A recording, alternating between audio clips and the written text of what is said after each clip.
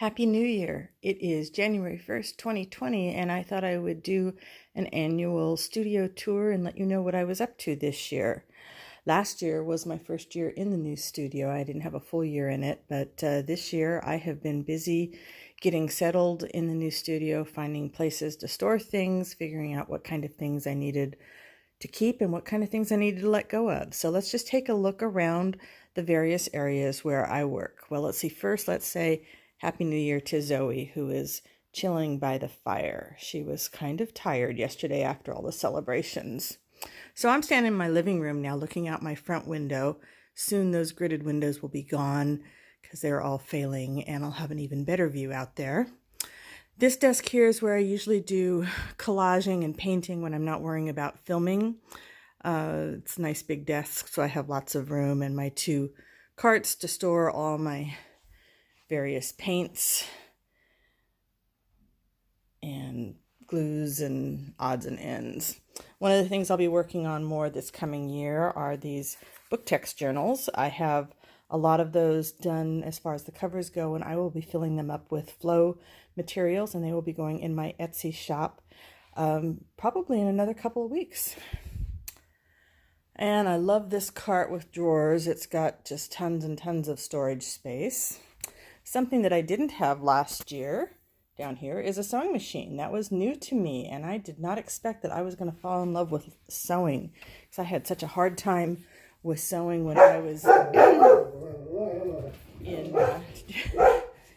in school. Zoe says, I do not like people walking by my windows.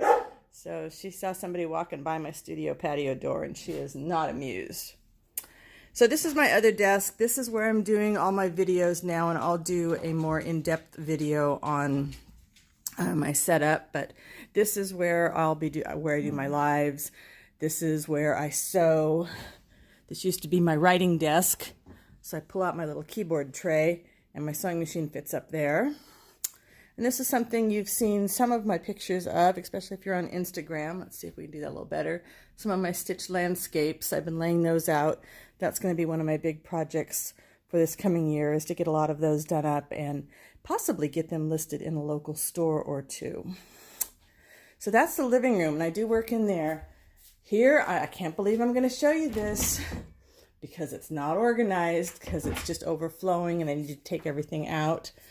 But this closet is for my fabric. However, I have so much fabric, it can't all fit in this room. So a lot of it is out in the garage too. So I will be making fabric packets to sell real soon. I do put my smaller pieces, it's not actual yardage, into plastic tubs, and that does make it handier. And this is the room a lot of you have seen, and it's pretty much the same. My little antique sewing chest there. I keep some of my fancier stitching threads are in there, and my bookbinding stuff is in there. And the actual studio space. The furniture is exactly the same. I've just kind of changed a few things that I have in there. Love these drawers for my larger silk things. I want to start doing some eco printing on the silk pieces this year. Still have my space here. I had that covered with lots of jars and realized I really could use another flat space. It's one of my torn paper collages that I made. Here are some more of my landscapes laid out, kind of playing around with putting some quotes on them, various things. One of my favorite things in the studio, my shelves. Originally, I thought that was going to be for stamp pads. I don't know why I thought that, because this is so much more useful for me. My smaller pieces of ribbons and saris and things in the various colors fit in there.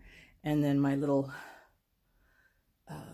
containers, these guys are great for storing small things. And my buttons, my dollar store jars for the buttons. I do love those. I have buttons everywhere in this place. Let's see. I'm gonna make you dizzy. Okay, here is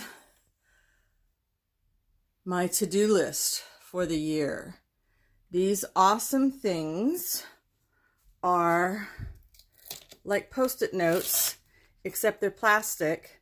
They stick to anything. They have a little bit of trouble on the really textured wall. They are called MC squares.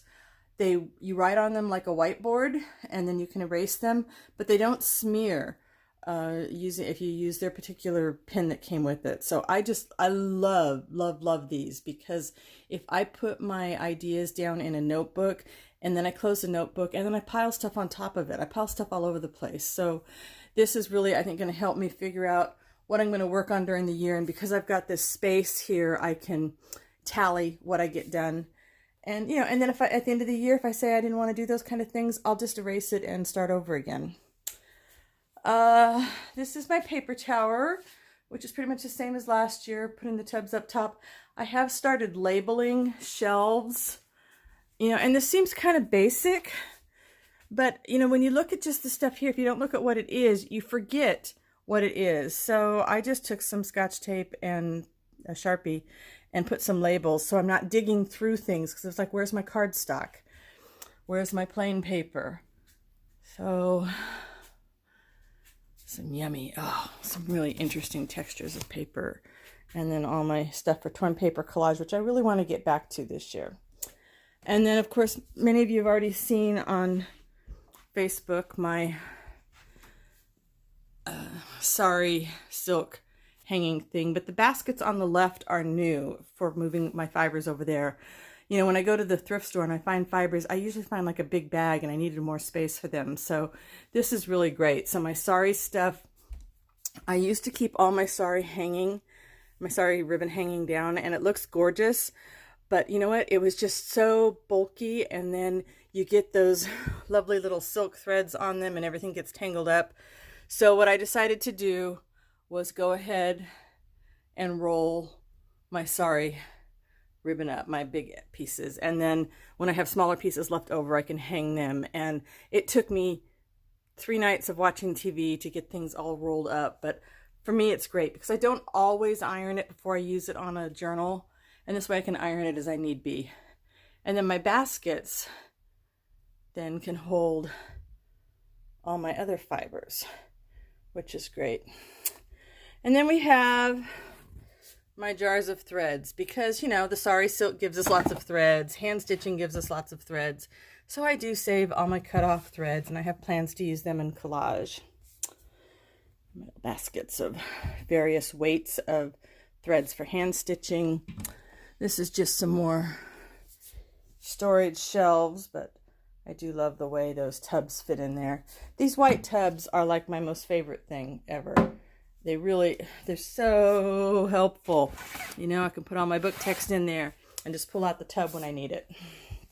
My island is also one of my most favorite things in the studio. Let's see here. I'm working on some more of these guys. Sorry about the shadows. So I'm going to get these guys stitched up this week. And then my bookcases, those are pretty much the same as they were last year. Might have gotten rid of a few more of the items in them. More baskets to be filled. That was kind of new this year. This is a lot of my rusted fabric, and this is fabric that I have dyed with distress sprays, alcohol inks, and watercolor. This is fabric that I just dyed with leftover watercolor water, basically. I think, I've got lots of shelves on both sides of the island. So coming in 2020, I see a lot of stitched wall hangings that are going to be coming my way. I see more torn paper collage. I see getting physical journals in my Etsy shop, and I see a lot more digital kits. So that's my plan for 2020. I wish you all a very happy new year, and I hope that you are going to have an amazingly creative and inspiring and fun year with lots of laughter. Happy New Year!